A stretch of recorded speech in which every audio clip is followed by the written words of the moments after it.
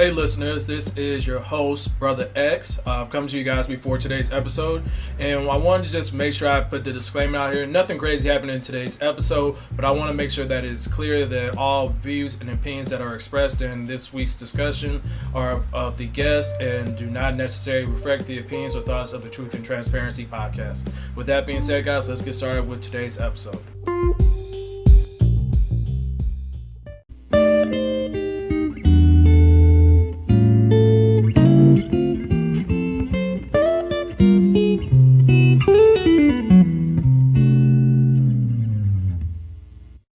And welcome back to another episode of the Truth and Transparency podcast with your host, Brother X.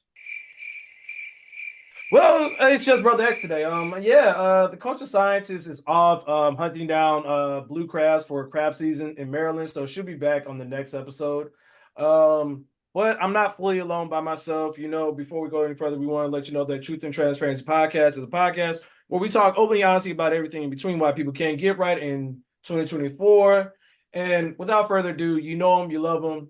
He looks like he's about to go box a king crab leg himself. Mr. Smith, introduce yourself. I mean, if Kingo want these hands, we can run the fade. Hey, I'll I make don't sure. know, man. I don't know, man. He gonna call up the Penguin from Gotham. He got some goons.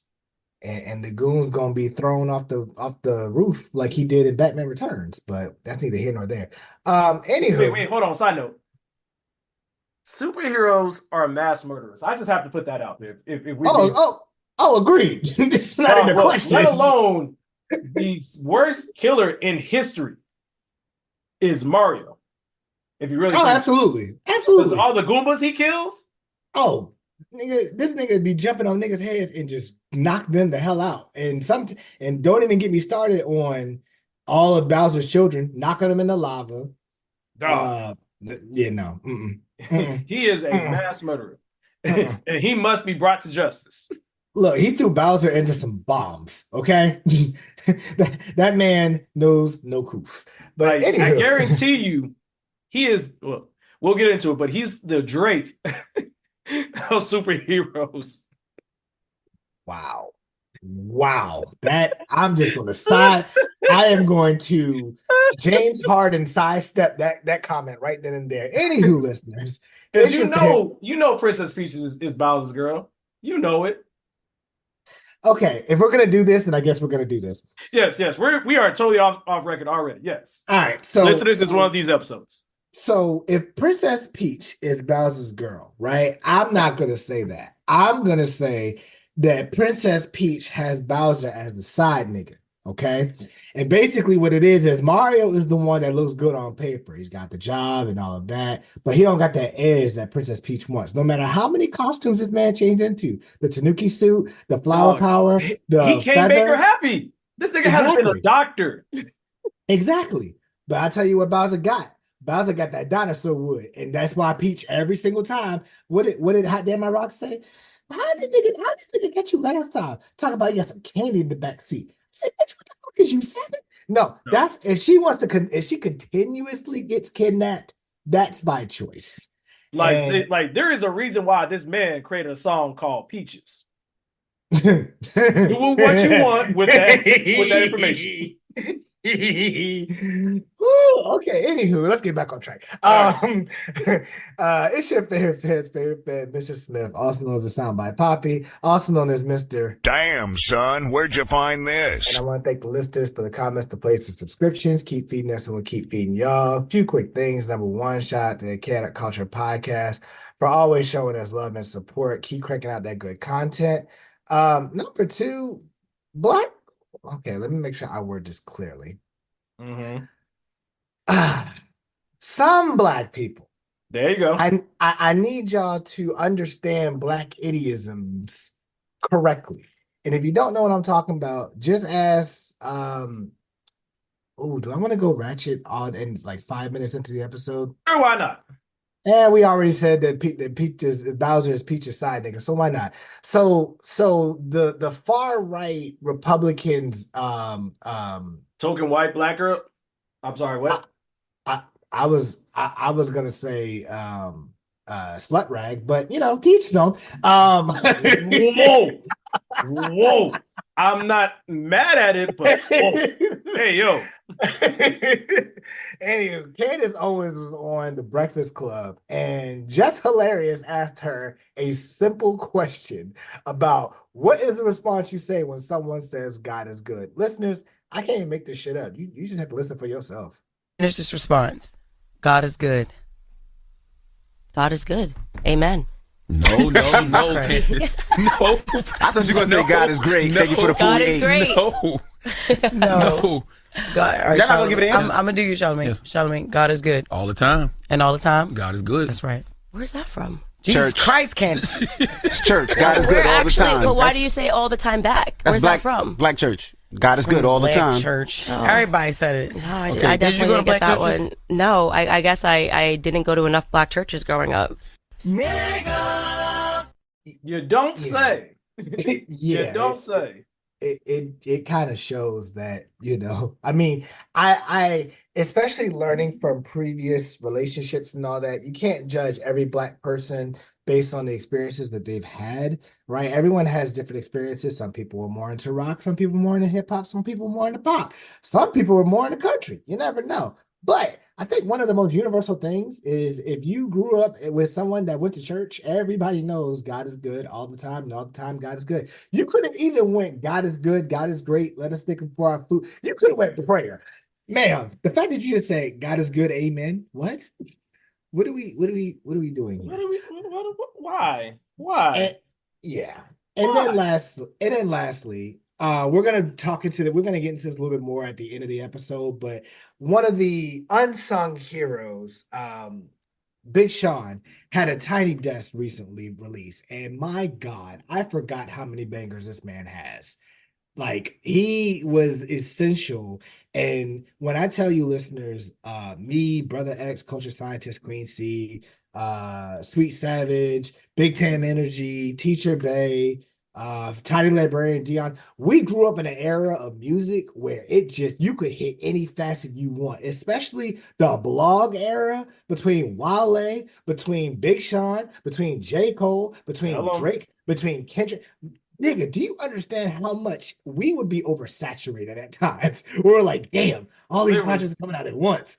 I think I will not forget the fact that Graduation from Kanye West came out the same time as Curtis from 50 Cent. And this is right after the massacre. Yep. Nigga. Oh my God. I cannot fathomly tell you, when me and Brother X and others were in college, Dog. It was such a golden era because like you said, we'll get into it, but there was like 5 dudes, at least for my time in Hampton. It was literally, you had the 5 different labels. You had Maybach Music, you had Wale, you had what was Kanye West's label? Good Music. Good Music. Then you had J. Cole, who was technically Def Jam or Rockefeller. He was Rockefeller. It was Rockefeller. And then you had Kendrick, who was not Death Row, but God, he was under Dr. Dre, basically. Mm-hmm. He was Aftermath. Thank you. Okay. I really could not figure it out. I mean, you just had technically, all them all at the same time. Like, you had a starting 5 of like, this is our offering to the new generation of rappers. And like you said, we're gonna get into it, but boy, Big Sean, he could have been in the big 3, but somebody said no. But let us be very clear about this, listeners. There is only one grandmaster during our era, and his name is Lil Wayne. Debate your mammy if you want to. Yeah. That nigga's mixtapes flooded our damn college campus. If you wasn't listening to The Drought is Over, Dedication 2, 3, 4, whatever one you want to talk to, this man went on a mixtape run that will never, ever, ever be duplicated. Shit was amazing. Back to you, Brother X. All right. But yeah, man, it's crazy. We, like, as you can tell, we got a lot to say. This is gonna be a Now Mind You episode, so we got a lot of stuff we're gonna get into in just a little bit. But first, before we go any further, we got to do a quick mental health check. So, Mr. Smith, you ready to elope yet? What I'm ready to do is get over the damn cold. So, listeners, you'll hear my energy kind of go in levels during this episode. I've been under the weather, unfortunately.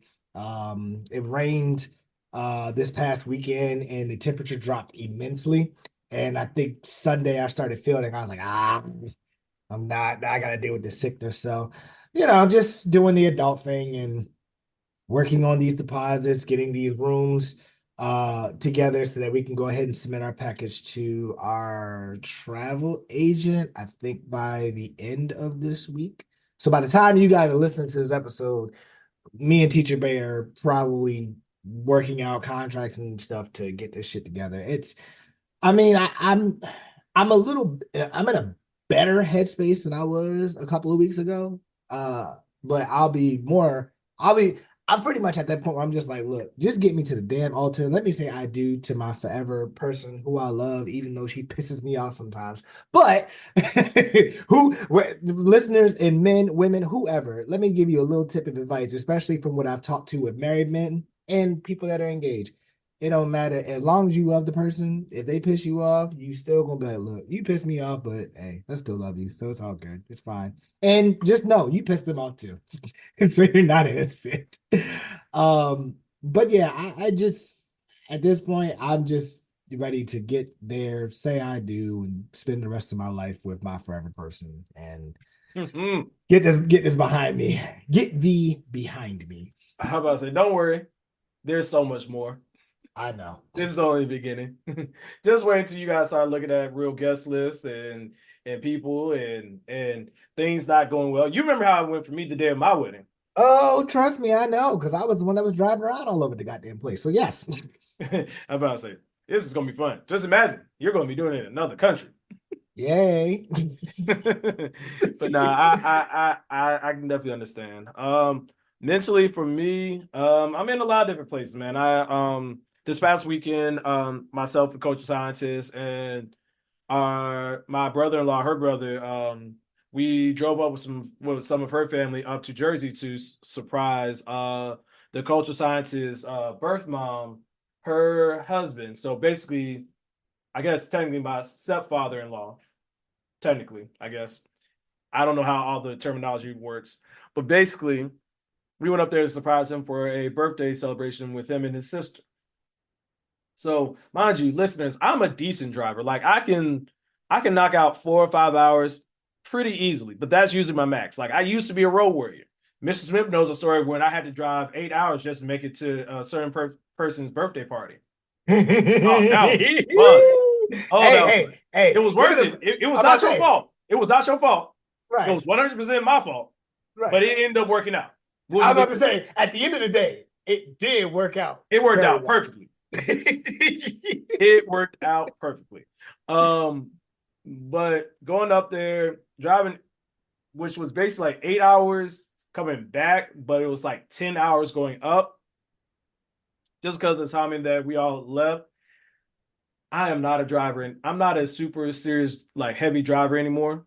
Like I'm a light driver. I don't need the hard stuff no more. But it was good. I think one thing that I found interesting that mentally kind of caught me off guard was I hadn't realized until we were at the birthday celebration that it was the first time I went back to Jersey, my dad's home state where he was born and raised, and being back there and how it emotionally resonated with me. And I'm not gonna lie, listeners, it got me choked up because it made me very sad because unfortunately, just due to time, I couldn't go see his siblings, which is always a big point that I want to make sure I reach out and connect with them. But it definitely made me very reflective of things, and it took me some while to work through it. Thankfully, through the tools of therapy and supportive family, they understood, and I just took a little walk outside of the venue, and then came back, and I was good. Had a good time. But yeah, just listeners, if you're going to travel, pay the little extra money if you got it to pay for comfort, so you don't have to stress about driving somewhere. But beyond that, man, I'm just grateful. Got a short week for work. The kids are relatively normal, all things considered. So yeah, I would say that that I'm in a good space. So you know what we are in the space for? What we are in the space for? Mr. Smith, play the music.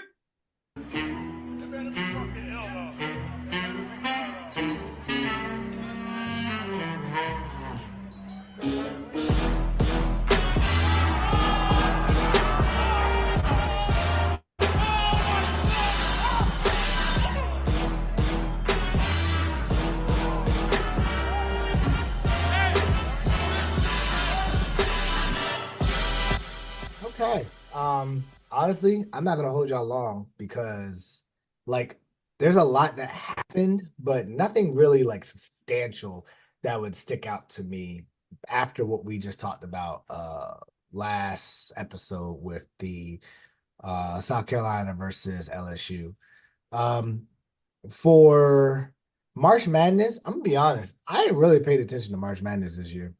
And maybe it could just be because of the fact of the wedding planning or work or, trying to just get my stuff together like at home. But I just have not been in the mood this year and I don't know why. The main thing I did find out was that Kansas was some frauds, but that's neither here nor there. Or maybe it was Kentucky. I don't know. See, again, that's how bad it is. I honestly haven't really paid attention to March Madness like that. Now, the women's March Madness, listen. Um, Don Stanley, I don't know what you had them women doing, but my God, you don't have to be blowing these girls out like this. That is a problem. That She is doing it with ruthless abandonment. yes, I feel like every time she gets on the court in South Carolina, like dog walks the team. The quote from Samuel Jackson in Pulp Fiction comes out where he says, "And I will lead this with great vengeance and furious anger." Like that's what I feel like when they get done with their teams. It's like, good Lord, y'all ain't got to be that mean. I mean, I get it, y'all are better, but still. Um, so for the NBA, the main two things that I'll pick up with is one, the Lakers are fighting to one, pretty much stay in the play-in, but two, try to get out of the play-in. As of the time of this recording, they are actually playing right now against the Memphis Grizzlies, and it is a halftime 69-61. Lakers are up by 8. So, pretty much there's what, 10 games left in Yep. the season. So every game counts at this point, and you're talking about a difference of 2.5 games between you being in the play-in and you actually getting a rest before the first round. So we will see what happens with that. I know last night. Hey, sorry, What? real quick, before you go further and talking about the play-in, I have to get this off my chest. Since you gave an update about your team, my team, the Warriors, are playing the Magic. They just beat Miami last night, who didn't have Jimmy Butler. But listeners, I'm gonna go on record now. I don't care if this bite me in the butt. Draymond Green needs to be gone by next year. Because listen, if you haven't been watching this game, Draymond Green got himself ejected with under 4 minutes into the game against Orlando Magic because he was talking his shit because of a bad call, couldn't let it go, kept going. And it's bad when there's replays both on the official Warriors network and on social media about Curry appears to be crying, which I'm sure he's probably like frustrated at this point because it's like, dog, we are at the fish line. Just like you said, you are in 9th place, we're in 10th place, only a game ahead of the Houston Rockets from being out of the playoffs completely. Not even talking about getting into the first round of the actual playoffs. And in my mind, I'm like, dog, I don't care what happens. Like, you are literally, you burn yourself so many times just this season alone, let alone everything else. Draymond need to go. I don't care where he go. I don't even care if he makes another team better. He could go to the Lakers, go be with LeBron, wherever. He needs to go. Thank you for letting me use your soapbox. I mean, the only issue is you just signed into that extension, so I know. you're gonna be hit with that dead money. But look at it this way. They did the same thing with Jordan Poole, which That's true. They're willing to do it, but are they That, willing to do it for one of the big three? that's true, because I forgot about that. Jordan Poole did get his bag, and then he got shipped out not even a year later. So yeah, they could do it if they wanted to, which I ain't gonna lie. That is also part of the issue with the NBA for me, is the fact that Jordan Poole is playing with the Wizards right now. The Wizards are garbage, right? Right. because the Wizards are garbage, ticket sales are low. So tickets are actually cheaper than they usually are. If it wasn't for the fact that I'm trying to pay, that me and Teacher Bear are trying to pay for this wedding, do you understand that we would be at that Lakers game that I believe is next Wednesday? Yeah, it's next Wednesday. And I've been looking at them tickets the entire time. I'm like, oh my God, I wish I could pull this trigger.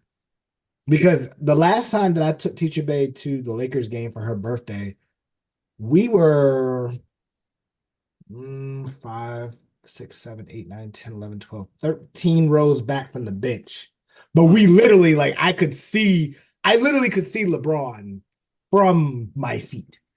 There are seats that are right outside the VIP section where you are like literally sitting next to the players. There are seats right now for $400. I'm sorry, I get to be that close for $400. If it wasn't for this damn wedding and the fact that I had to pay for it, do you understand how quickly I would pull that damn trigger? But, neither here nor there. So I hope that the Lakers continue their good faith. I know that they had a double overtime game against the Bucks, and Austin Reeves went out of his goddamn mind and played his ass off and hit a dagger three from not the corner, but like the elbow corner.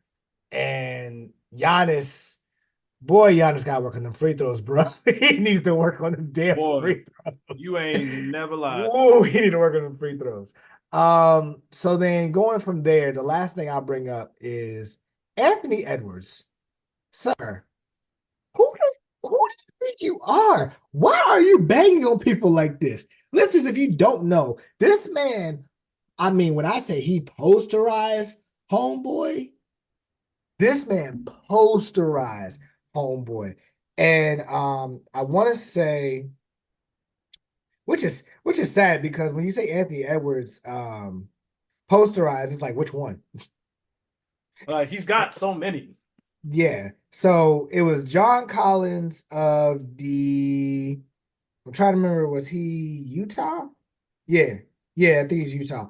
It was John Collins of Utah. Listeners, this man dunked on him so hard, he dislocated his finger on his other hand. Damn.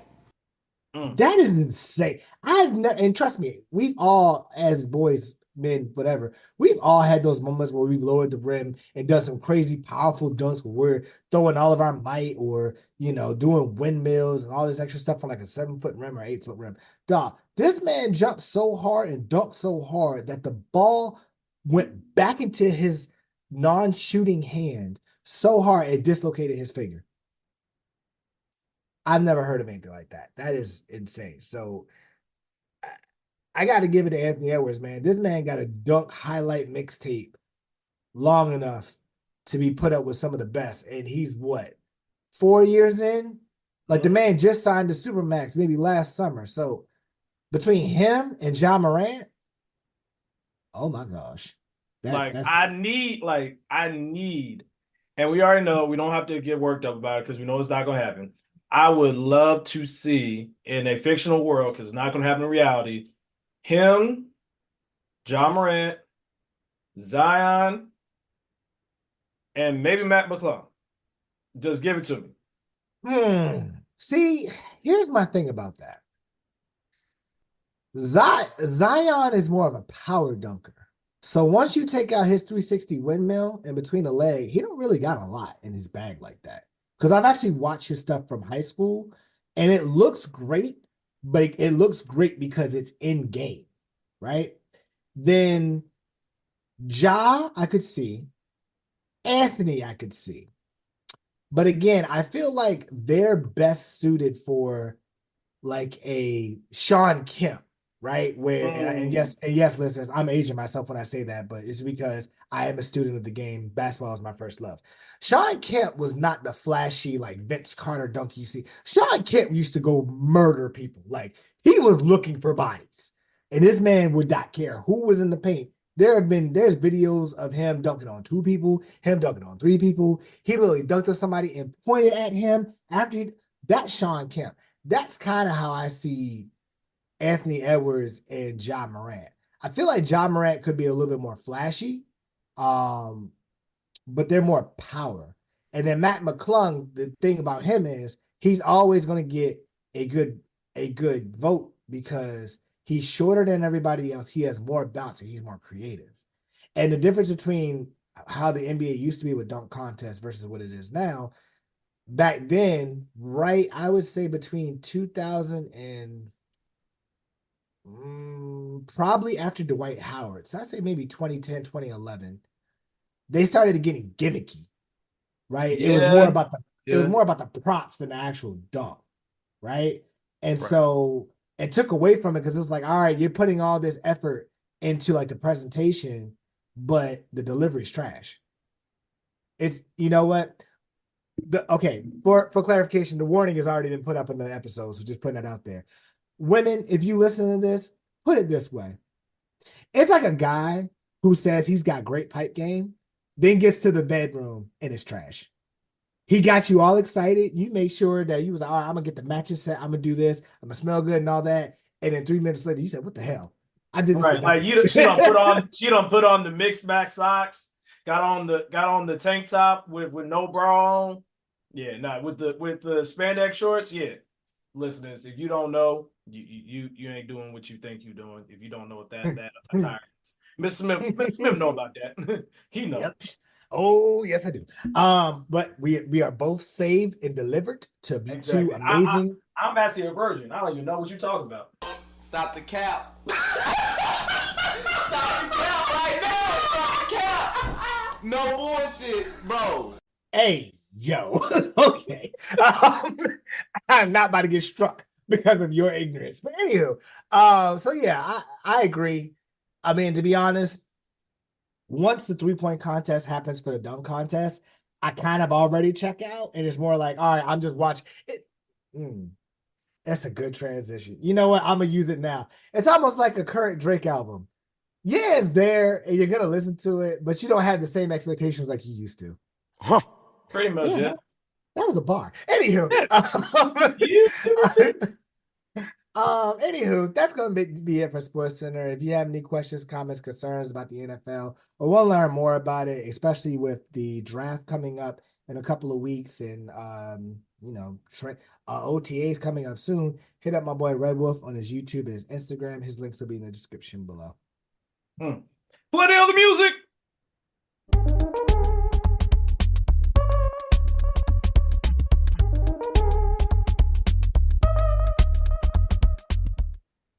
All right, now listeners, we're back with our next segment, which is the main segment of today's episode, which is Now Mind You. Now Mind You is the term in the Black vernacular, which Candace Owens doesn't know about, where we talk about stories in a key and vital way, where we use the term Now Mind You to give you the most important parts of said stories. First and foremost, I'm going to turn the floor over to Mr. Smith in just a moment, but I want to say all of our thoughts and prayers to those who were involved with the bridge falling in Baltimore. Mr. Smith, you want to get into that for us? Yes. So if you ever have lived or been around the city of Baltimore, we have what is known as the Beltway. It's literally a highway that is like a belt loop with the edge of the belt loop pretty much being turning into 95 north and 95 south. Well, the belt loop 695 has a bridge called the Francis Scott Key Bridge, which is really utilized for either if you're going to places that are like freight operator or like Sparrows Point. I want to say this was probably Tuesday. So around the 25th of March, a freight container was pulling off of the port and was getting ready to head, I guess maybe to head to his next destination. And about almost 1:30 in the morning, it lost power. And so when it lost power, it was trying to scramble and get the power back on. And it actually ended up dropping its anchor. Well, when it dropped its anchor, it started to shift the correlation of the boat's travel pattern. They got the power back on and tried to re-engage all the safety protocols, but they started already doing a mayday command to the workers and people that were on the bridge. So the police and Port Authority actually trying to hold traffic because they didn't know anything that was going to happen next. And it turns out that it was a great thing they did that because maybe about a couple minutes later, um the container boat ran into the support pillar of the bridge, and literally the entire bridge collapsed underwater because of that freight container hitting that bridge. As of the time of this recording, they stated that some of the workers that were working on the bridge, as well as maybe three cars, were the ones that went underneath or went underwater. There are a couple of unfortunate casualties that have been reported, and the search and rescue has been called off, I think, because of weather and a couple of other things. But it's really just a unfortunate situation. Me and Teacher Bay, our phones were blowing up that morning, and rightfully so, because if you hear a bridge in Baltimore, you don't know where it is, and only if you live here you'll know, like, oh, okay, that bridge is like all the way in West Bumble. Like, it's not even close to, like, you got to go all the way around to get to it.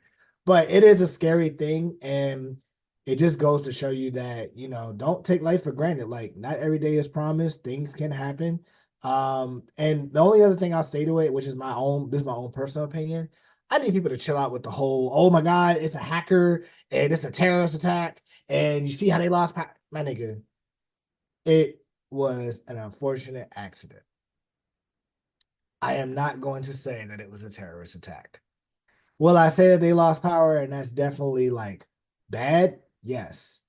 But until there is a lot of information, i.e., the uh containers recorder, if they even have that. I know planes have a flight recorder, but the container has a recorder.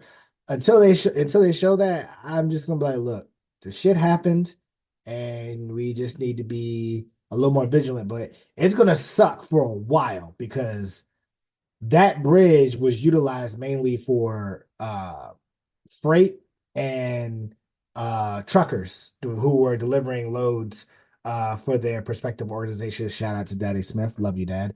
So I know that some of them are going to be affected by it because now they have to reroute all of their stuff to go the opposite way on 695, which is going to add at least 30 minutes to their travel. That shit's going to be stupid.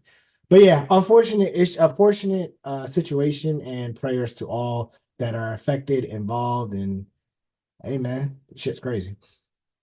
Sorry, that shit is just really crazy. It's so hard to like really imagine. Like you think like as I was driving and as you drive and you kind of like see all the land sites, and you really start thinking about. I'm like, dog. I started thinking about like the tunnel for Hampton. Like God, like what could you imagine if that got hit like that? Like the whole city might shut down. Oh, absolutely. Because then you literally would be telling me that in order for me to get from Hampton to Northbrook, I would have to take 664. Hell no. Dog.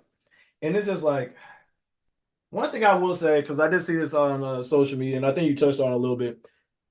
It's the same thing where niggas who couldn't even get a GED want to argue with people who may even have PhDs in engineering about what was going on with the bridges. It's like, dog, can't like enough already. You are not going to prove that you are smart, dog. I don't care. You peaked in high school.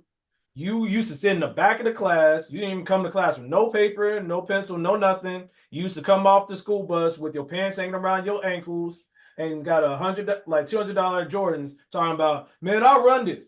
Nigga, you need to run to the library and stop playing in people's faces about this because it's like, dog, it should never be to this point, let alone the dumbasses on social media that want to talk about all it has to do with the whole DEI thing. When the mayor of Baltimore came out and spoke about it, I'm like, yes, they have a black mayor. What does that have to do with the unfortunate events of the bridge?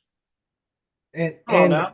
and actually, let me speak on that real quick. Hey, I'm not gonna go deep into it because I have my own qualms about the mayor of Baltimore. But for those that say that he's a DEI hire, y'all do know this nigga had to be voted in as mayor, right? For him to actually get to be Exactly. mayor. Like, it wasn't like he was appointed. They had to vote him in. And he got in with 70% of the vote. So Before y'all go about that, I need people to really understand and read. Reading is fundamental. Word to Eddie Griffin. Fun to the mental. So, like, I need y'all to stop going off of your headlines, just forming your own opinions. Like, read everything first. Get all of your facts first. Then generate your opinion based on the facts that you give. Because there's a lot of misinformation out there. It really does throw off a lot of people. Now, is he the best mayor? No. But That's real. And honestly, that's fine because in this moment, it's like, what could he have done in this situation? nothing. He even said it himself. He said, I'm not even talking about us getting this bridge back up. The only thing we need to talk about right now is the lives that are still in that water. And that is the right answer. And the fact that he said it so, like, you could tell, like, the nigga in him came out a little bit more than it should have. But it was real because it's like, bro, I'm not about to be talking about infrastructure and money and all this. Like, nigga, we got people who's about to lose their life over an unfortunate incident, and y'all talking about it's Allen Iverson all over again, nigga. You talking about practice? I'm talking about lies. You talking about practice? Nah. Right. Uh-uh. It's just one of those things, man. So it's just really unfortunate. You know what else is unfortunate? This whole saga between Drea, the former former athlete's wife of is Orlando Scalbrand. I think it Mm. I was don't that. know. I don't know. I don't follow that girl. Needless to say, she's video vixen, she's influencer, she is a doctored up body, she's of the same ilk as Brittany Renner, if I were to be fair in my assessment. And you know how we've talked about Brittany Renner at length on this podcast. If you haven't, go back to those episodes, run up the numbers. Because even if the culture scientist isn't here, we need numbers, Gifts. donations, Dollar bills, y'all. funds, Chicken tenders. honey lemon pepper wet wings. A baked potato. Shout out to Taz. Listeners, if we ever tell that story, that shit. Wait, We did. no, No, we did. We Tell did. that story. Listeners, if you want to know what that is, just go back to the episode where we talked about my bachelor party. Long story short, Taz crushed 2 whole ass loaded baked potatoes at a fine establishment. Shit was hilarious. But yeah, Mrs. Smith, let's go ahead and play the clip of this situation. Michelle, 39 years old, is having a baby with NBA star Jalen Green, just turned 22. There's a 17 years age gap. Her son is the same age. You think we're going to disagree on this? I feel like you're going to say it's not wrong, and I think it is. Okay. The reason I do is mainly because of her kid. I think it's weird. I also think it's very strange when men date women the same age as their daughters. I think Dre is gorgeous in the industry enough to get anyone she wants. I understand Jalen Green is super rich, but I find it predatorial. Grooming is when someone builds a relationship, trust, and emotional connection with a child. I don't want to use 22 years old as a child. He's even old enough to drink, do everything else except maybe run a car. I actually feel like a baby in this dynamic with a woman who already has 2 children has a better chance of having a better upbringing than 2 22-year-olds having a child. We're putting way too much pressure on the family dynamic as we know it and money as we know it. Money is such a small factor of the health of this kid. I don't want you to feel offended when I say that. Because I grew up with money. You grew up with both parents and money. So, listeners, to give you a very quick synopsis, Drea has had 2 children, one of which she actually got in like serious trouble with because she apparently abandoned that child for like I think at least 10 days to go out partying on a trip and left them at home by themselves with frozen pizza rolls to eat. Now, granted, there is other information in that story, but that was the major headline takeaway that she abandoned her child for that long to go out and be a hot girl. This is when she was younger. This is like back when she was either in her late 20s, early 30s. So we're not even talking about this situation. She also has another child now, and then she has one that's on the way. And for those who don't know, Jalen Green is literally only maybe like 2-3 years removed from being in high school. Five. Okay, Because I'm he's sorry. 20. Five. He's 22. I'm sorry. Yeah, you're No, right. you're right. 4. Sorry, he's 22. Yeah, it's 4 years removed. So, mind you, he is young. The fact that it's crazy that you say you have a son that is the same exact age as your next baby daddy. And listeners and our female listeners, please do not worry. We are going to address it from the flip side of it with male the age gap from a male perspective as well, because that I have thoughts about that. But I think Mhm. the really crazy part about it is like I think there was one interview that I think I saw where it's like there is I think she expressed in a way, and maybe it was just clipped to sound a certain way, but she expressed like she has no intention of like having like being like married to Jalen Green or like being like in like a long-term relationship. She just wanted to have a kid. And I'm like, there are other ways than trying to do that. First and foremost, Jalen Green, did you not just watch what happened with Zion Williamson? Mm. Did you not just watch what happened with PJ Washington a few years ago? Like, like insert older female money bag chaser woman and younger athlete who should know better. Like I really do believe some of like the old heads in the NBA who say like, dog, there used to be old heads that used to be in the young players' ears to say, hey, dog, don't do that. That's what a veteran on the team is supposed to do, make sure to show you the ropes. But nah, he a young nigga with money, got NFTs, and he got the Frico Suave haircut and all that. Yeah, you don't need no help. Life gonna teach him. Cause dog, you are literally about to have be held. She's gonna have you for at least 18 years. Yep. Paying this off because I can guarantee you, even though she may go up in age, her looks are not, because it has already been proven that she has paid for some of her looks. So she's going to try to look as good as she can because that has been her primary source of income. Modeling, swimsuit wear, being an influencer, being a baby mama, being on television shows about being a baby mama. You, I'm sorry, Mr. Smith, take it away. I'm just frustrated. I'm genuinely frustrated because I'm gonna talk about the other stuff, but it just frustrates me. All right, so in regards to Jalen Green, right? I kind of agree with the women. Shout out to Mandy and crap, I'm trying to remember the other co-host's name. It's Horrible Decisions Podcast. Oh, Wheezy, yeah. So shout out to Mandy and Wheezy, right? So Wheezy, I kind of agree with her. It's like I wouldn't have felt so bad because at the end of the day, I do agree kind of with Mandy. Like the nigga 22, yeah, he young, but you have seen countless times. You have heard countless times. And Brother X just brought up two very recent examples. And we just heard about football star Trayvon Diggs, who's having a baby with Joy Chavez, I think is her name is, who is already the baby mama of Future and Bow Wow. Nigga, what? Like, come on. Right? I mean, the warning's already out there. The snapper can't be that good. It cannot be that good. Like, I'm sorry. Like the shit can't be in season. No, it can't be in season all the time. Like there's for all of you to reuse, it's almost like no, even with us having a warning up, that would be too far. So I'm gonna just refrain from that. But it is weird as hell that I'm putting myself in the son's predicament.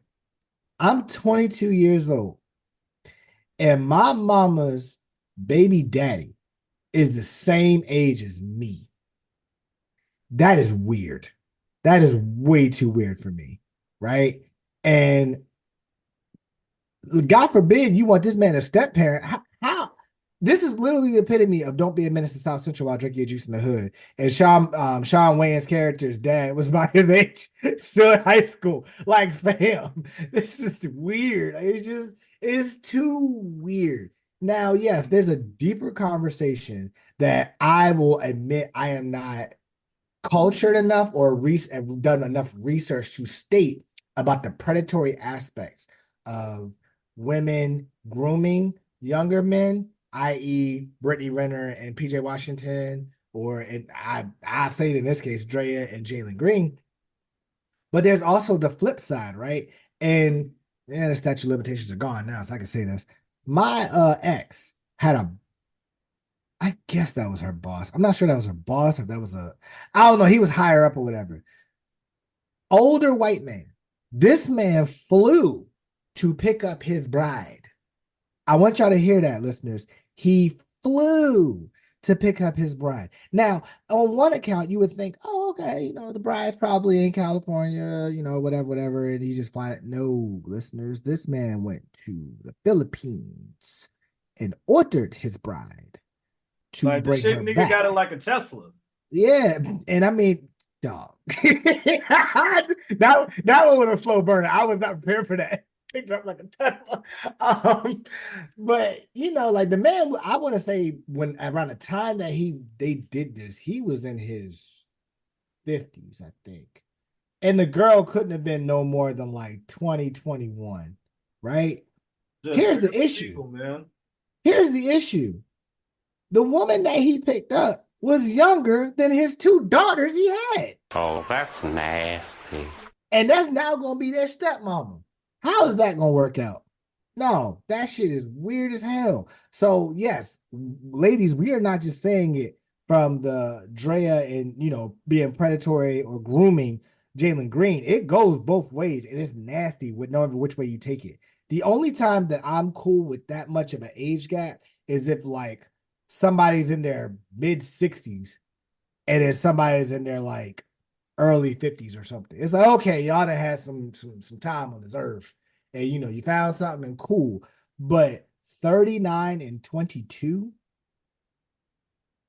I'm sorry, I'm gonna be really rude on this one. My nigga, you just got off the nipple in the bottle, and you dealing with a 39-year-old? No. Like And this you is clearly live in Houston. oh God. There's a multitude Oh of other God. women that he could get. He could go Oh, to certain establishments and get said women, like another rapper we know. Oh, I forgot all about that. You're right. This man could literally pull people from the turkey leg hut if he wanted to. Oh yeah. Niggas, like Ooh. I know the expression is like niggas in the league in Hollywood, folk like 7 or 8 same different women and they get rotated, which is like crazy to me. And I know that is a very ignorant and oversimplification of the situation. And I'm not trying to degrade these women because I mean they're grown, they're gonna do what they're gonna do, and it ain't my money, it ain't my cootie cat, it ain't my dick, it don't got nothing to do with me. But dog, I know it is easy for us to say because we are not in the dating pool anymore. But Mhm. nigga, is the pool that pissy? Or better yet, it's not even a pool. It's not even a regular pool no more, nigga. It's a kiddie pool the way you guys be recycling. My Like, nigga, God. it is a blow up pool at this point. But you know But what? I mean, did you have anything else? no, I I just want us to be better. And Agreed. and again, I'm not, if that is what they want, at the end of the day, I support those folks that say this is what I want and I know what I want, I'm gonna go for it. If that is what's gonna make you happy in life, more power to you. I will support you from afar. It's just from the optics, it's a little cringy because God forbid if the shoe was on the other foot. I mean, hell, we talked about it. Marcus Houston and his wife. My nigga, he married her when she was what, 19? And this nigga was almost 40? Yeah. No, that shit is and so everybody says the same thing. Keep that same energy here because you can't say, oh, well, you know, he was of age and you know, he could make his own decisions. Yeah, but you also you can't have it both ways where the age plays a part on one side and say, oh, well, they're not old enough to make these decisions, or they might have been manipulated, or they might have been groomed. But then on the other side, it's like, no, they're of age, they can make their own decisions. It's either one or the other. You can't have it both ways. Honestly, and to encapsulate that point, we also got to, as a society, stop putting these fantasizing of like these MILFs or dating an older woman or dating an older man. It's like, dog, no, there is a reason and a time and place when you should and should. Like you need to be able to develop your frontal cortex. You need to be able to have an understanding of social cues and relationships that you should be developing in middle school, high school, elementary school. You shouldn't be coming out of high school pretty much and having to expect to take care of a whole nother life and be able to have all the social wherewithal to be able to handle all the stuff that's going to come with it. Because we're not even talking about, like, God forbid there's complications and how you're going to be able to handle and support your partner, or let alone what happens if you guys break up. Now you got to go through this legal battle, and now you got to look like another future. Stop. Like, stay in your lane. There are people who have. I'm sorry. Oh no, go ahead, finish yourself. I'm about to I say, have a my thing question. is, stay in your lane. Understand, dog.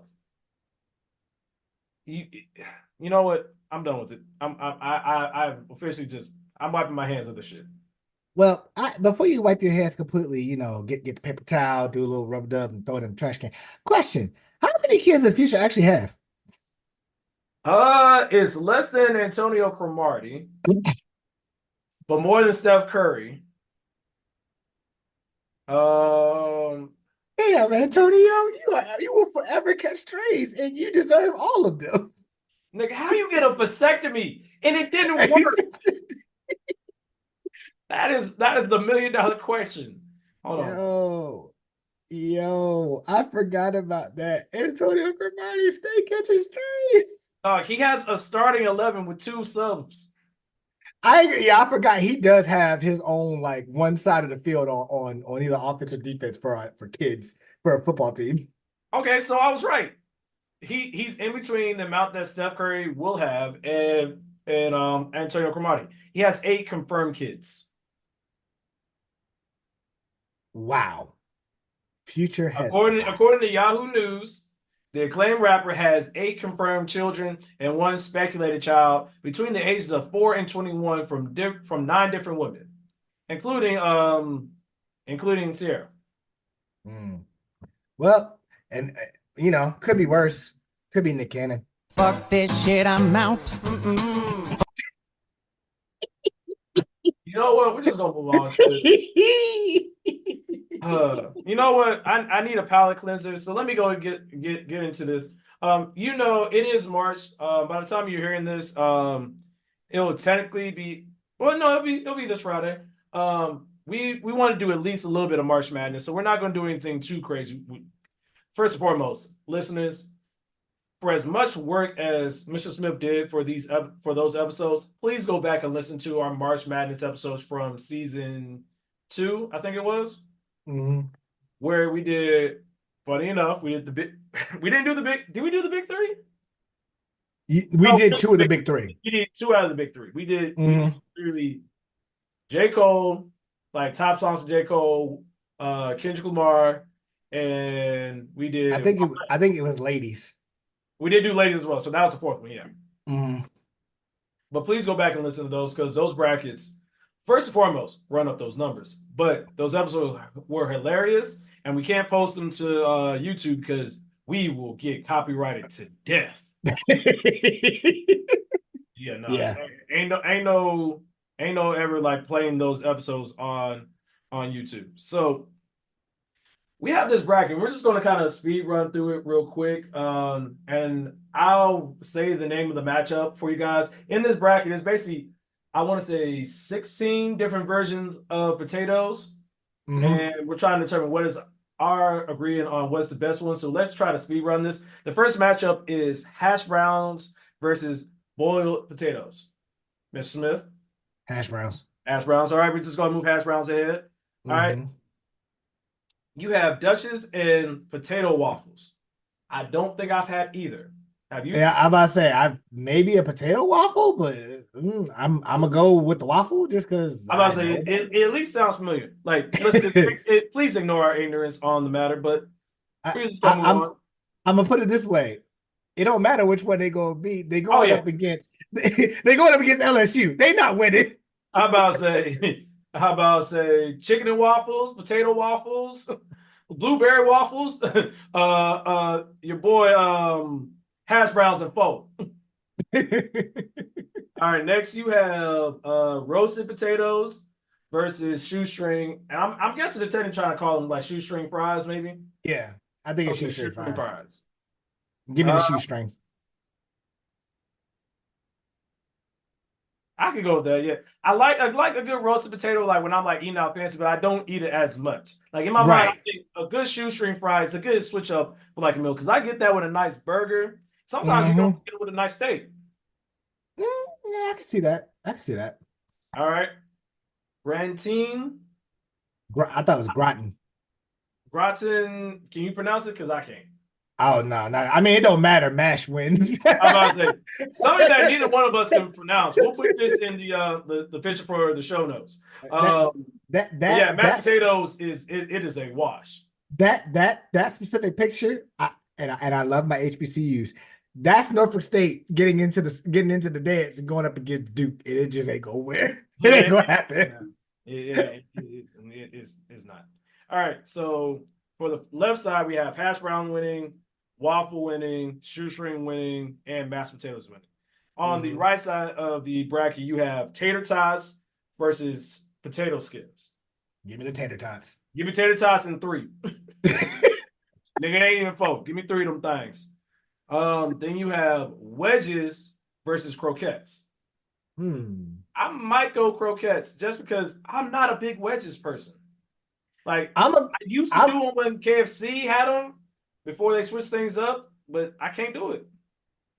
I would go wedges only because of nostalgia. Like croquettes, I could do at times, but wedges is like if it's in the box, I'ma eat it. It's not my preference, but if it's in the box, I'ma eat it. So fair enough. Now my question is it worth arguing about? Because in my mind, it's not being tater tots. Oh, not at all. Not at all. It's getting okay. washed. Then we just go move tater tots to the final 4. Okay, I just had to make sure we're on the same page about that. Oh, absolutely, yeah. That's not even close. All right, so this bottom right of the bracket. This is going to get real interesting. First and foremost, shout out to Taz for the baked potato going up against the waffle fry. This is probably the toughest matchup. I'm going to argue heavy for waffle fry because you can fuck up a baked potato. Waffle fries are really hard to fuck up, and Chick-fil-A has literally made their own lane of fries just being waffle fries. They don't do any other kind. And outside of like the end of the potato that gets like the skin on it, they slap when they fresh. Facts. I'll give you that. I'll simulate that or I'll agree with that. Like a baked potato, I definitely would do like at a fine dining establishment, like a steakhouse, something like that. But you can fuck up a baked potato. It is really hard for you to fuck up a waffle fry. And God forbid you get waffle fries with some sauce, some Polynesian, some of that what's that spicy one that they have there? Sweet sriracha? Yeah. That sweet sriracha? Man, listen. Boy, you want to talk about God. Tastes so good, they ain't got to be open on Sunday. Yo. There. Okay. I can't. It moves on just off that statement. All right. Thank you. All right. And last one of the first round, you have, which is really an interesting match. It's kind of like it's a clash of styles. You have chips versus sweet potatoes. I already know my answer for that one. I'm gonna have to go with chips because it's so versatile, man. I'm gonna go chips because I don't like sweet potato. Say what? Say what? Say what? Say what? Say Say what? what? Say what? I can't do the taste. Sir, you are not Kev on stage. Do not do this to our friendship. No, I'm not saying like I just think all I got to answer is, do you like pumpkin pie? Shut the fuck up. All right. I get where you're coming from. All right, I just had to make sure because I was about to say you and Candace Owens y'all ain't been hanging out, have y'all? No. Wait, but real quick before we go any further, what type of dessert you think Candace Owens would bring to Thanksgiving? Fruitcake. To Thanksgiving? Well, she don't have no coop, so you. All right, what were you gonna say? I was gonna say I believe Teacher Bay does like pumpkin pie, but she also eats sweet potato pie too. So she's kind of versatile. I'm about to say. Yeah, all right. So on the right side, we have tater tots basically just going on to the Final Four. We just gonna make that exactly. You got waffle fries versus chips on the bottom. Then, that actually, I might make the same argument again. I think chips are going to beat waffle fries. Really? You know what? I could no. Now that you say that, I could see it because a waffle fry you can only have it in one style, but a chip you can have a crab chip, you can have a barbecue chip, you can have a salt and vinegar chip, you can have a hot chip, you can have a regular salted chip, Ruffles. There's so many. I'm about to say you got flavors. wavy, you got Lay's original, you got Ghetto Cook. And don't get us started on the granddaddy of them all, Tostitos with the scoops. Boy, you want to talk about that in Doritos? You want to talk about tortilla chips? His Mexican cousin that be playing sometimes in the backyard? Oh yeah. Oh yeah. Nah. Chips and one. Chips and one. I know I'm stupid. Don't mind me. Anywho. All right, so real quick, we got hash browns in the Final Four, and then did we decide between are we pretty much in alignment? Mashed potatoes beat shoestring. I'm kind of on the fence on that one. Okay, so what is your argument for shoestring? Because shoestring to me, when I think of shoestring, I think of like McDonald's fries. I think of like your normal, regular, everyday fry that you can get, and it's been like a staple in our community, right? So like you could go to any bar, any type of establishment, they gonna give you shoestring fries, or if they don't, they give you crinkle, but more likely they give you shoestring. Mashed, I feel like when I think of mashed, I think of Sunday dinner. I think of steakhouse. I think of something where like you sit down with utensils and fine dining or something like that. So, but it's like it depends on how I feel. If this was younger me, shoestrings washing mashed by a mile. Older me is a little bit more refined. Like it depends on my mood. But I'm probably gonna go with mashed. No, yeah, I'm gonna go with mashed because I could eat mashed a little bit more. I mean, it's close though. I still would go back and forth between shoestring. I can understand that. Yeah, because it says shoestring and it doesn't say fries specifically. It's just like shoestring. I feel more confident going with mashed. Now, if they say fries instead of shoestring, then yeah, fries might take the whole thing. So that brings us to the Final Four of hash browns versus mashed potatoes, tater tots versus chips. All right, let's go back to the right side. Who's winning between chips and tater tots? Oh, tater tots, not even close. Tater tots is washing chips in 3. Bang, bang, bang, bang, bang, bang. And shout out to my nigga tater tots. Ain't no other argument need to be made. Hash browns versus mashed potatoes. I'm gonna go mashed potatoes because you're going to get them more often than you are hash browns. Because hash browns is like very narrowed down to a breakfast, whereas like you got lunch, you got servings of different things, and then you can fuck up hash browns a lot easier than you can fuck up mashed potatoes. Shout out to the Waffle House that be fucking up them hash browns. You right? Yeah. So in the finals we got mashed potatoes versus tater tots. In the immortal words of the Golden State Warriors, sweep. That tater tots is sweeping. Can I get the broom? Lie. Yeah, them things, because they are versatile. They could be a kid's meal. They could be they can substitute because you get bowl rounds, which are potentially bowl rounds that are like hash browns, but in like potato and tater tot form. Yeah. It's it's the Sandman at the Apollo. It is ace. in the immortal words of niggas on Twitter, it's gonna be this matchup in the finals. So where's my broom at? Because this is a sweep, and not a gentleman's sweep. You ain't even gonna get one game. This is literally going to be Steph Curry went for 35 and 10 assists. KD went for 32 and 9 rebounds, and then Klay Thompson got 20 on the side. It's a sweep. That is all. All right. You know what isn't a sweep?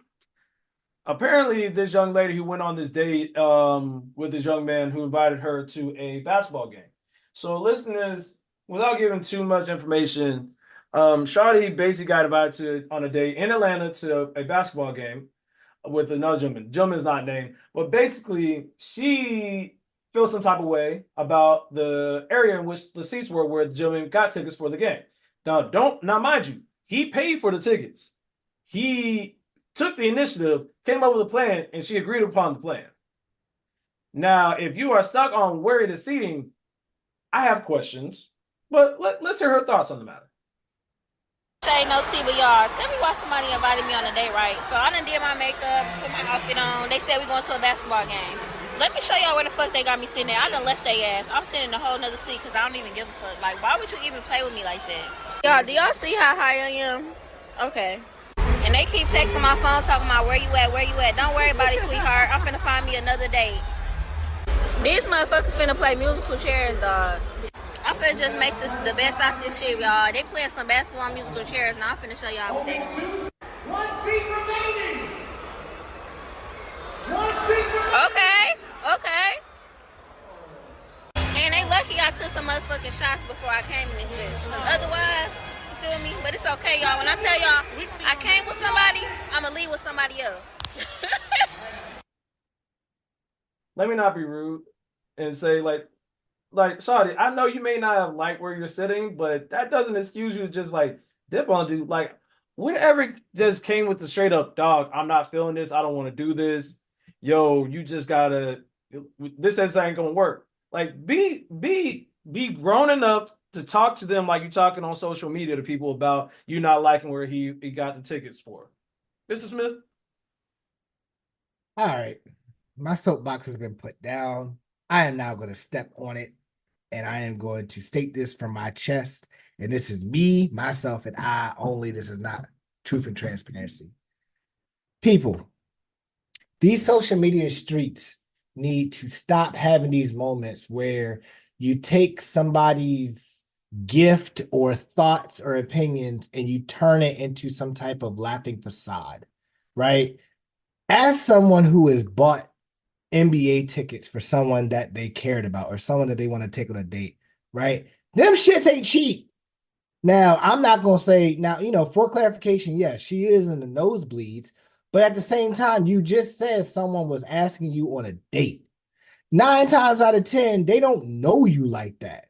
So if I don't know the person like that, why am I going to be dropping $500, $600, $700 a ticket for someone I don't know that will probably either put me in the group chat, be like, oh yeah, this dude, I tricked off on him and I got some food or whatever. I ain't gonna talk to him again. Now I'm out of money. You got your little thing or whatever, and then you get to go on with something else, right? Then, all right, you're upset because you got your makeup, you did your outfit, all that good stuff to go out on a date. And I understand that takes time. As someone who is engaged to somebody that really doesn't do makeup like that, but when she does, like I understand that she needs a little bit of time. And shout out to Teacher Bay because she does it in the car, and it's a sight to behold. I will tell you that. But I understand that it takes time, it takes patience. Like y'all got to be artiste when it comes to doing your makeup and getting yourself together and looking presentable. But what purpose does it serve for you to then lambast this person on the internet for something that he may have been only able to afford at the moment, but he wanted to show you a good time? And furthermore, like, I hope you do realize the energy that you put out on this type of stuff is the energy you're going to receive back. So in retrospect, it means, all right, you're saying that, oh, this person took me on a date and he put me in nosebleed. I ain't going to F with that. I'm going to find me another nigga. Okay. So then the next time, a nigga, oh, I'm going to push you, 3 rows down from the front, whatever. You get to take your Instagram pictures on the gram, talk about wish you was here, do your little pose, whatever. But then you're going to be complaining in the group chat, talking about something. I texted him 3 times. He left me on red. He don't answer me back. I saw him on Instagram with this other girl. He was doing all this. It's like, but you matriculated that because the guy that may not have had everything, he wanted to give you the world, or he wanted to give you the time, and you just didn't want to do it. And I'm not saying that this man was going to do that, because I'm gonna keep it a buck. I wouldn't do them type of nosebleeds either. But I also can understand people stop presses different times. But I'm just noticing a trend where, like, TikTok, everybody runs to the social media to be like, let me tell you about this, da da da da. Where Brother X said it best. How about you just have a conversation with the person? And you just tell them, like, hey, so what was your intention? Like, we are adults. Whether you are 18, 19, 20, 21, 22, you can be charged as an adult no matter what. We are adults. So have the adult conversation and say, hey, so let me get your intentions on how you were looking into these seats. What were you thinking? Was it not in your price budget? And maybe, okay, maybe next time, if there is a next time, let's go this way, or this is what I like. And if you don't want to do that, don't be mad at the stuff that's going to be available to you when the shit dries up. And I ain't just talking about the cootie cat or the snapper. I'm talking about the kiddie pool that Brother X said earlier that's pissy. You're going to have all these niggas that you're like, oh my God, he looks so good and got all this money. But now you got to battle Brenda, Letitia, Linda, Felicia, Dawn, LaShawn, Inez. And you got to battle all them for the same nigga. Hence why all these niggas got the same baby mama. You see kind of where we're going with this here, people? So it's all about genuine interactions. It's all about genuine relationships and the ability to communicate. And to that, we always say we always uplift Black women. We always stand for them. Shout out Teacher Bay. Shout out Culture Scientist. Shout out Queen C. Big Tam Energy. Sweet Savage. Tiny Librarian. Like, we have those good conversations with those ladies. This here, I ain't gonna lie, lady. You do some shit like this, the rest of our male group chats, like, nah, we good. But what about you? No, I don't want to take you out. Do you want to give me a drink? Nope, don't want to do that either. You know what I will do though? I'm gonna go ahead and walk this way. I'm gonna be like LeBron in Miami when he was leaving that club and the girls was waiting outside talking about something. Let's go to the strip club. This nigga went down the up escalator knowing that they couldn't follow him. I was like, my nigga. Nigga. This just in, Mr. Smith, I have a report from the culture scientist who's listening in from her live crab hunting.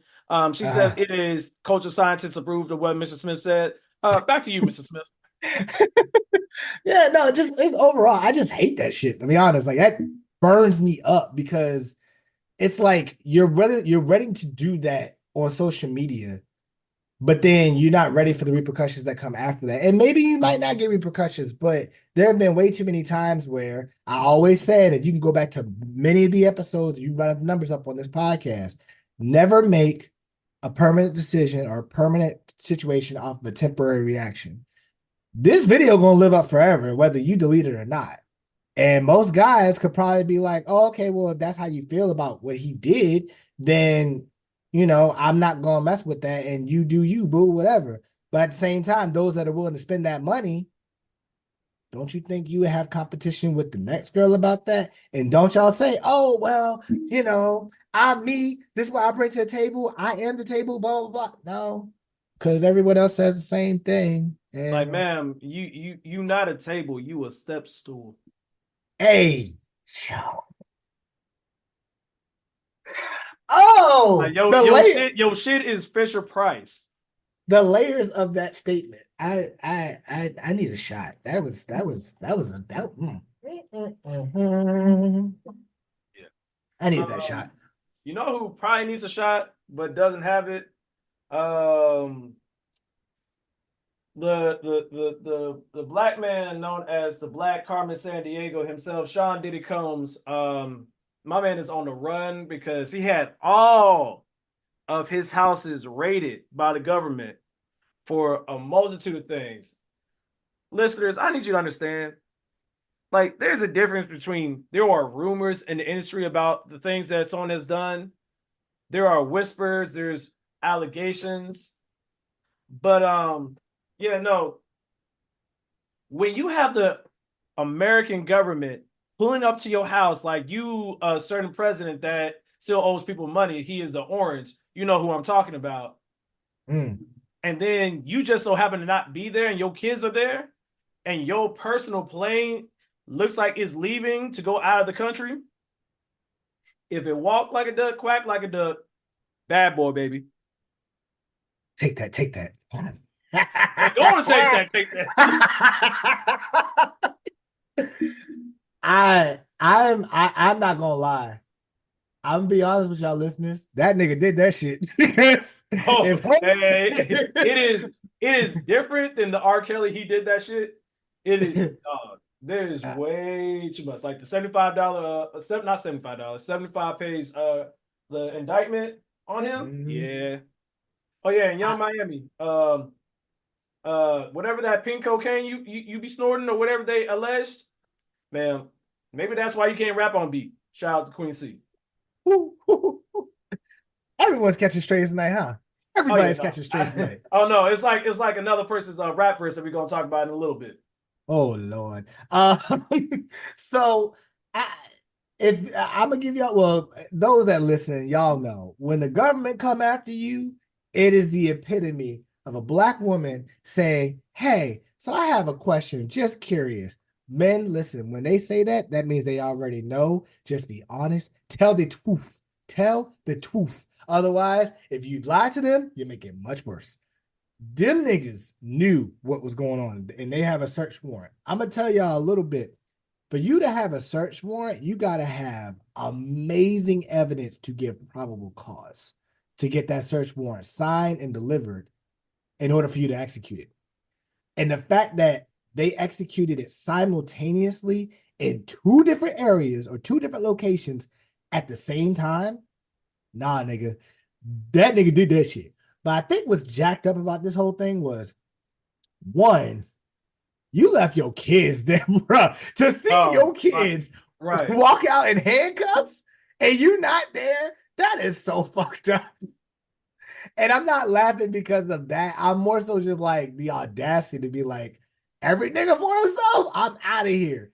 And then the growing story, which is not confirmed yet at this time, was that prior to the raids, his private plane had departed to go to Antigua and landed in Antigua, but we cannot confirm nor deny if he was on that plane or if he, the plane just departed without him. Now, there was some video showing him pacing around Miami Opelika Airport, but the thing that throws me off is it could be one of two things. Either A, he was pacing prior to boarding the plane and he is gone, or B, that man sent all the evidence that Homeland Security was looking for on that plane. That's not, both of them can be probable, right? Because the thing is, you can get charged all you want. It's up to them to prove that you did that shit. And if they don't have an evidence, yeah, in the court of public opinion, you guilty. But in the court of regular, laws and shit, if they can't prove it, nigga, you get out scot-free. But I'm just, it sucks. Because I'm kind of like, I'm slightly torn because this man was an integral part of my childhood. Bad Boy, Take That. Who are the 5 greatest rappers of all time? Dylon, and Dylon, because I spit hot fire. Making a band. I'm gonna shut down the studio. Y'all need to walk to Brooklyn, get me a cheesecake. No, you're talking about having grown ass men and making a band singing, having a sing off of beds in an uptown apartment. It's fun. We laugh, but it's really, really shameful. It is. The whole it thing. is. Go ahead. If what he said, if what they're saying in the affidavit and in the search warrants is true, then that nigga did some foul stuff. And I know that there's rumor that like the next person they're gonna go after is Jay-Z, which then they could bring Beyonce down with them. I'm like, look, I'm not gonna hold anybody up to a pedestal of they are the most innocent person ever, because let's be honest, people with power and money can do some things that we will never see, never know about, And the only reason that we're hearing about this now is because somebody brave enough was decided to say, not only can I accuse them of doing it, but I have evidence, and I have evidence that will indict the rest of these people and take them down from the inside out. And there's no I forgot how they worded it, but it was like there's no fear of like, oh, usually the people that are doing this are in the same industry. They say, oh, you can get blackballed, you can do this. Oh, if you do this, you're gonna lose all this stuff. Well, the people that's actually I guess snitching, I guess is the way you want. I'm not gonna say snitching, but the people that are coming forward are like, nigga, I got nothing to lose. Like, you've already damaged me enough. So if I'm going down, nigga, you coming with me. And I mean, case in point, the whole issue with Cassie. Mhm. Literally, she came out and was like, nigga, I'm going to drop all this information if you do not compensate me for all the distress you gave me. And you know what that nigga did expeditiously? Paid that shit off. You know what that made him look like? Guilty as hell. But no, listen. No, there wasn't enough smoke. I mean, a nigga that got away with wearing shiny ass tracksuits like that can't be trusted. So I will see how this plays out, but it is not looking good for these niggas. And it just kind of goes to show from a not a conspiracy theory, but like a grand scheme of things, the fact that these niggas got so much power that they have their own islands that not many people know about, or people know about but know they can't get to, where the real shit happens. It's like just to be a fly on the wall to see just a portion of that, be like, how crazy are these niggas in real, like behind closed doors, when you get past the glitz and the glam and the cameras and the, oh, what do you think about this album, whatever, like when you get to the root of it all, how crazy are you behind closed doors? That's really the biggest question that comes from all this with me, is Jeffrey Epstein, Diddy, R. Kelly, all of them. When you take away the music videos and that music and all this stuff, how crazy are you behind closed doors? Yeah. That's my question for all this. But we'll continue to monitor the situation. If we have more information worthy of bringing back to you guys, we'll talk about it in a future episode. Speaking of Future, Future decided last Friday to drop a new album with Metro Boomin. Listeners, I know what you're really here for. We don't really care about it. I know you've been waiting long enough. We're just gonna talk about singly how Kendrick Lamar took Like That and made it his song, made his own album on top of Future and Metro Boomin's album. Because I'm gonna tell you, like I did for All the Dogs, I only downloaded one song from that album. Haven't even listened to the rest of the album. Because the minute I got woken up to the fact that Kendrick sent a shot to both Drake and, by association, J. Cole, I was like, I don't care about nothing else. But before I rudely continue, shout out to the Lil Wayne for I forget the name of the song because I just had it. But the sample that Metro Boomin did came straight from the Drought 3. And I was like, I recognized that beat immediately. I was like, oh, this is what type of time we're on? And then we proceed to go into the verse. And he talks about first person shooter. He talks about fuck the big three. Nigga, it's just me. And listen, I need you to understand, if you've ever seen somebody roast somebody and they're getting ready to say boy, and they like cock this shit up like a shotgun, and they load the boy in their mouth and about to say it, just boy, and just explode out. Like the shit looked like Kirby, the way they hold it in the breath. Like, listeners, I listened back to it at least 5 times in the morning on the way to work. Just his verse, because I'm like, yo, Kendrick, what is wrong? Like, sir, like nigga came swinging out, like nigga just threw out haymakers, like ma. Dog, it was just a lot going on. Now, mind you, we're going to get into a little bit of discussion because we won't go too far because I know we're starting to get a little long in the tooth. But listeners, I need you to understand the whole concept of the big three that they talk about in the verse has to do with J. Cole, Drake, and Kendrick. Back to what I was saying earlier about like those 5 artists that kind of came up during my time at Hampton. And Big Sean, I'm sorry, your song Precise, phenomenal. I bump it a lot. Go ahead and sit this one out. Kendrick has politely told you on more than one occasion, this ain't your weight class, this ain't your party. I mean, you went in, you got Jay Echo, cool. You healed, you did therapy. This ain't your fight. I done told you on control. Stop trying to control things. So it's just one of those things where it's like there has been this ongoing issue or beef between Drake and Kendrick Lamar. Primarily, Kendrick don't like you can tell like Kendrick is a real nigga. Like if I were to liken it, honestly, it's not a one-to-one reference. I look at Drake as almost a LeBron because he has like longevity, he has like all these things. And I look at Kendrick as more of a Steph, kind of revolutionary, kind of became conscious. And then I honestly look at least, and mind you, Mr. Smith probably has a different analogy, but I kind of look at J. Cole as like KD. All he care about is rapping. He ain't really about the big glitz and glam, whatever. He just gives you bars. So the reason why we want to talk about it was just that they threw shots at both of them, and I think part of it is, I think, and Mr. Smith, correct me if I'm wrong, even though K. Dot and J. Cole haven't had like an official beef with each other, it was one of those mutual, I'm gonna be over here, you stay over there. I can appreciate your work from afar, but we're not necessarily like the homies to homies.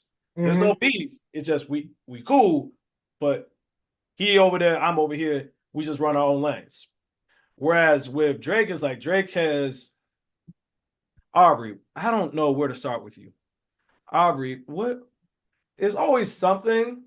Like he got beef with so many people. It's like, dog, how many times does this have to happen before you realize you are the issue?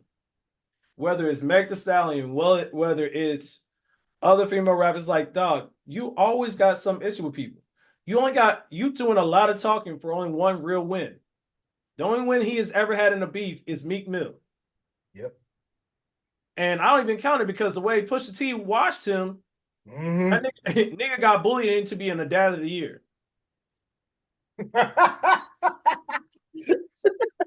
Facts.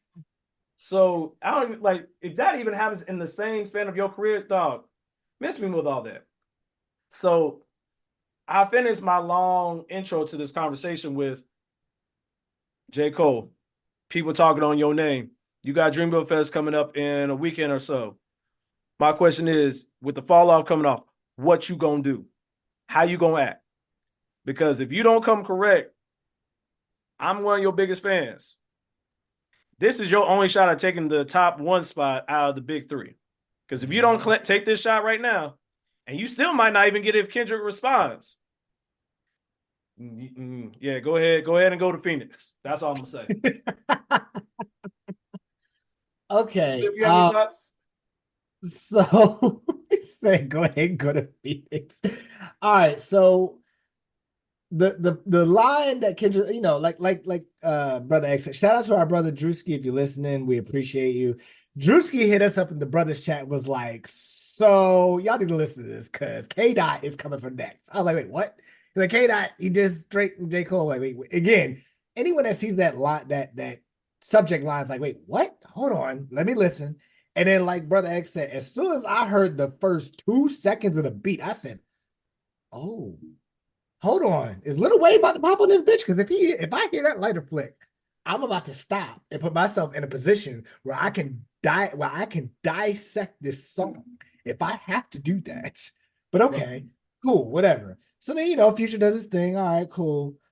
And then as soon as K Dot comes on, literally the first line, these niggas talking out there next, don't pull no coughing out of your mouth. I'm way too paranoid for a threat. Hey, babe, let's get it, bro. Like, whoa, K Dot, sir. I'm sorry, like Kung Fu Kenny, like I thought this was Good Kid, Mad City again. So of course, like Brother X said, the line that came up, niggas clicking up, but cannot be legit. No 40 water and something. Yeah, huh? Get up with it. Fuck sneak this and first person shooter. I hope they came with 3 switches. I was like, wait, whoa. Okay. Now we get some good stuff right there. And then at the end of it, where he says, "Motherfuck the big three, nigga, it's just big me." Oh, okay. So you want you pretty much what you're doing is what me, Brother X, Devilfish do, Drewski, and others used to do in college. Where we would go to somebody and we would put an imaginary line between us and say, "Challenge." That's what K-Dot used to did there. Like you gotta be you legitimately gotta be worried for a cat that literally goes out of his way to pick a 2-on-1 fight. That is a nigga that knows he's got some bangers waiting on you to say something. Yes, like I will put it in an anime reference for those that are in the anime like that. When Rock Lee went against what's his name? Gara? Gara. Yeah, Gara. Gara, yeah. When Rock Lee went against Gara and dropped them goddamn weights, that's what I feel like K-Dot's waiting for. He waiting for I have been waiting for a reason. and you know, when he says, "Nigga, bum," what I really like that. And your best work is a light pack. Nigga, Prince outlived Mike Jack. Hold on, sir. Okay, wait a minute. Let's have a quick unpacking of that.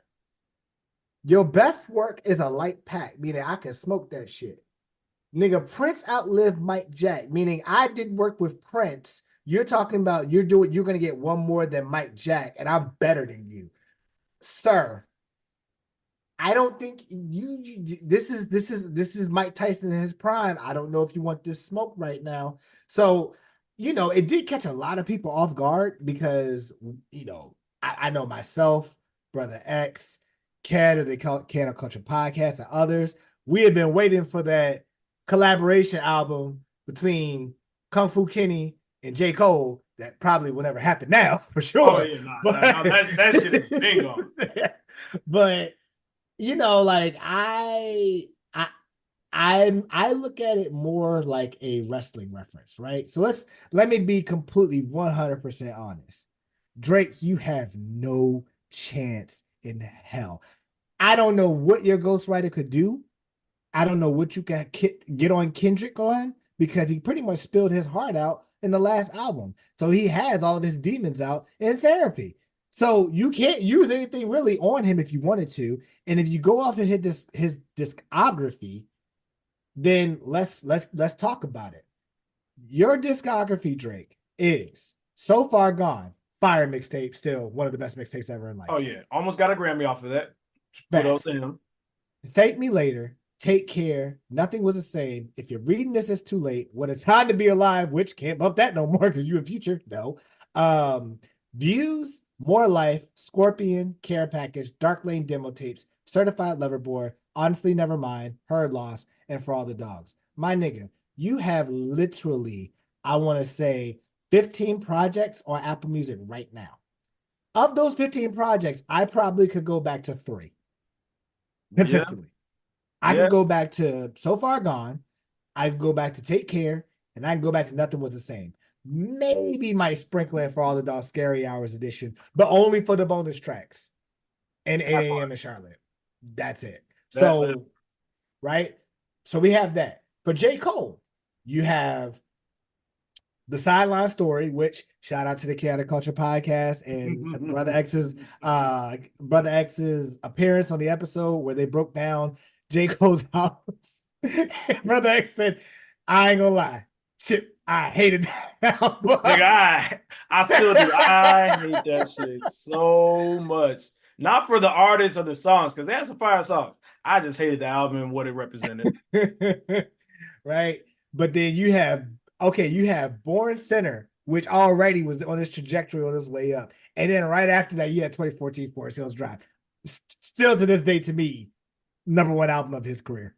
Oh yeah. Oh, there's no doubt in my mind. That is his magnum opus. Like that is his Steph Curry 2022 championship. That is his LeBron James 2016 against the Warriors.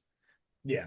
That is Kobe's against the Celtics after Shaq left to get his fourth before he got his fifth. Yeah. That's right. He did get his fifth against the Magic, didn't he? Yeah, so you have that. Then For Your Eyes Only, of course, not everybody was really fond of that. Then KOD, and then of course the off season. We'll throw out Revenge of the Dreamers because that's more of a compilation, right? Right. And then Kendrick.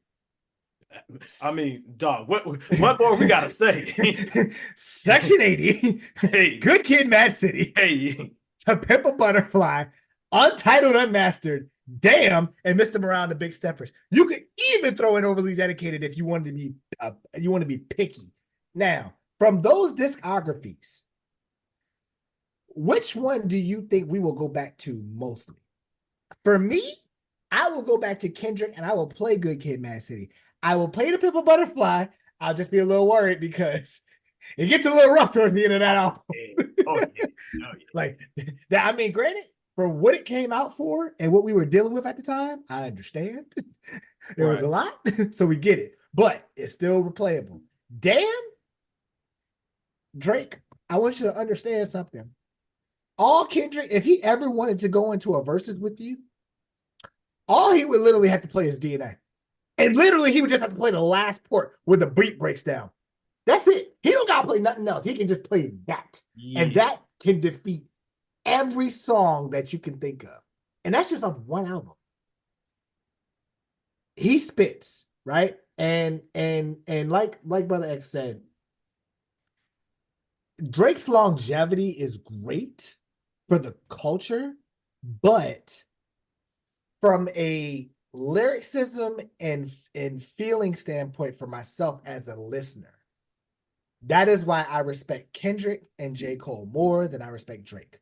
Because Drake just gonna put the same shit out there. I fuck these bad bitches in Miami. I fuck these bad bitches in Los Angeles. I got more money than your favorite rapper. I got my own plane. Look, I'm the father of the year. Blah, blah, blah, blah, blah, blah. Turn it up, turn it up, turn it up. Then he'll sing. That's pretty much. And then he'll get a ghost rapper for his intro to the album.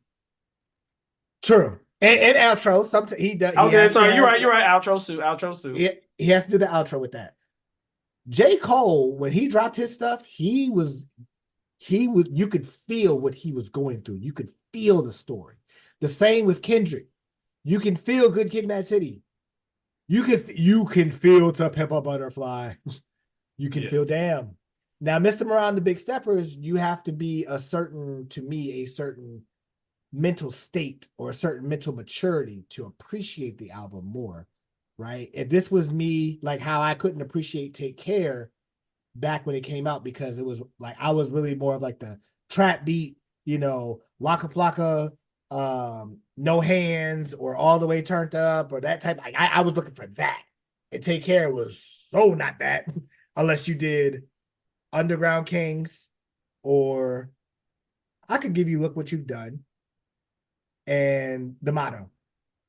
Those had the little trap beat that I was looking for, but the rest of it was like too slow. However, when I look back at it now as someone that can appreciate music, I'm like, oh, this shit is actually like, okay, I can appreciate it. But I'm gonna just tell it straight up, Drake, you ain't got it, fam. Just like Pusha T. You do not want to hate smoke with Kung Fu Kenny, especially how Brother X said. If he is willing to take a 2-on-1, you don't want the smoke. Now, the last thing I'll say to this, I agree with Brother X. J. Cole, this is your one and only opportunity for you to solidify yourself as the number one of the big three. K-Dot has already pretty much done it with his albums. He has already done it with the Control verse that still is crazy. He did it with the deleted, leaked version of Element where he was still calling niggas out. Kendrick wants to smoke, and he's willing to deal with it. The question is, are you going to do it? And I mean, like, don't do Hit 'Em Up Tupac. Like, no. Keep it, relatively keep it bars. Like, keep it bars. Yeah, keep it bars. Don't get too disrespectful with it. But I want to hear it. Like, I want to hear, like, all right, this is like wrestling, the Attitude Era. One is Stone Cold Steve Austin, one is The Rock. However way your bias is, you can pick whichever one you want to be. But it's like two people that you love going against each other. You're like, damn, I am conflicted. I want both of them to win, but I don't know which way I want to go. But I'm just looking forward to a good fight. That's what we want to see. Now, if it happens, great. If it doesn't, it is what it is. But J. Cole, this is your one and only opportunity, my nigga. If you gonna spit some bars to answer, this is it. If not, Kendrick will solidify himself as number one of the big three, and there's nothing you can do about it. You will solidify yourself as number two. Drake is automatically number three because Drake's lyricism went down. I'm about to say, it's one of those things where J. Cole has everything to gain, but only a little bit to lose. If anything, Drake has almost everything to lose and probably still going to lose because Cole could survive not responding. Drake not responding after been talking like shit about Meg Thee Stallion and other people, nobody already takes him serious. They definitely ain't gonna take him serious now. And like, it don't matter how many more albums or songs and Grammys and all the stuff he gets. In the eyes of the hip hop community, you little bro. Yep. Like you don't fell to the wayside. But we've been talking for a good minute, but I think we're gonna wrap it up here. I think right now we're going to close out with our transparent moment where it's just enjoy good music. Give Big Sean a chance. Pray for the people in Baltimore. Enjoy life. Don't be like Diddy. And with that being said, guys, let's go ahead and get into our social media handles. You can hit us all up at the TNT Pod 123 on Twitter, Truth and Transparency Pod on Instagram, Truth and Transparency Pod on Facebook, the Truth and Transparency Podcast on YouTube. And you can always email us at truthandtransparencypod123@gmail.com. For Mr. Smith, for myself, for the Coach of Scientists, all of our fans and supporters. If this podcast gets no bigger than what it is right now, they are forever grateful. We are forever grateful. And the immortal words of my father, eat the elephant one bite at a time. Peace. Stay away from them old bitches. Stay away. You don't want the smoke. You don't want it. Dog. There's a reason why it's called a snapper. Get ready to slumber.